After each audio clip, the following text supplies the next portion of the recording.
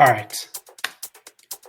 Let's have some fun with the week in pop culture right here. We got a lot of stuff we're going to talk about here. We're going to talk about some video games, some movies, some TVs, possibly some comics or some comic book TV shows. A lot of stuff going on. So I want your comments as to what you think about everything going on in entertainment right here as we talk about stuff like this right here. Star Wars Battlefront, the Classic Collection launch is a disaster. You damn skippy hippie. This thing, holy crap, did it just make Hulk mad.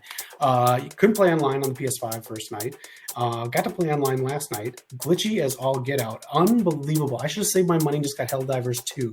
Let us know if you're playing Star Wars Battlefront Collection. It's 1 and 2, up to 64 players at a time.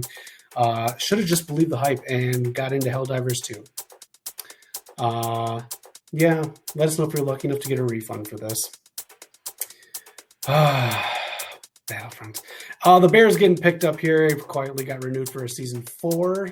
He's going to film back-to-back with season 3, and also season 3 comes out this summer. So you get more Bear.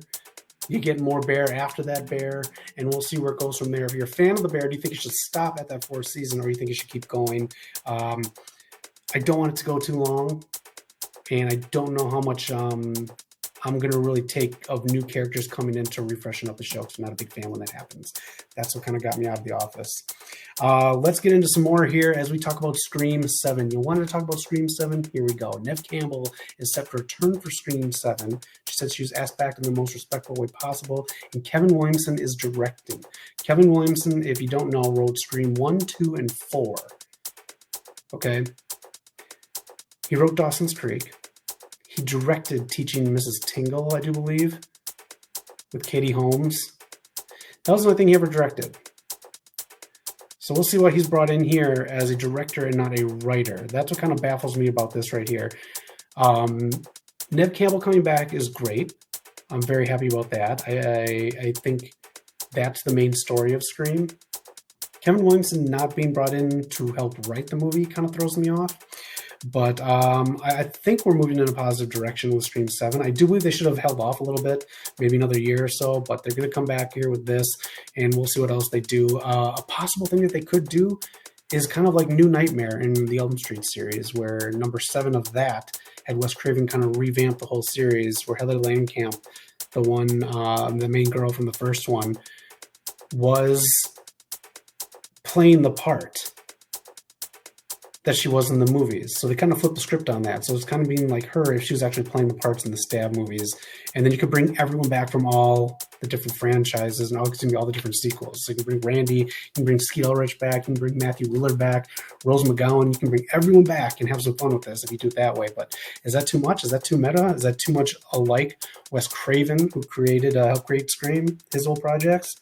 Let us know what you thought about the news with Neve Campbell and Kevin Williamson coming back for Scream 7 and Jurassic City. Scarlett Johansson reportedly being offered the lead role for this. I think it's a good move. It's going to get some people more interested in seeing it. Were there 2 or 3? That's how uninteresting I thought the last set of Jurassic World movies were. Hopefully Jurassic City, the new trilogy that's being shot to Scarlett Johansson, is a lot better. I wasn't a big fan of the Chris Pratt ones. Too much CGI, not enough heart. But let me know your thoughts on those. This right here, you have Maria Gabriela as her character from Superman coming out. You can see in there that she's probably going to get doctored up with some CGI afterwards. I'm not too familiar with this character. So if you are, let me know in the chat if you think this is a good fit. And let's talk about it. It's the Crow. Okay. So I don't think that logo is that great. So I'll come back in on that. This movie doesn't look terrible. I just want everyone to remember, first of all, this was a comic book before a movie, and there were a bunch of really shitty sequels that we could crap on before we crap on a movie we haven't seen yet.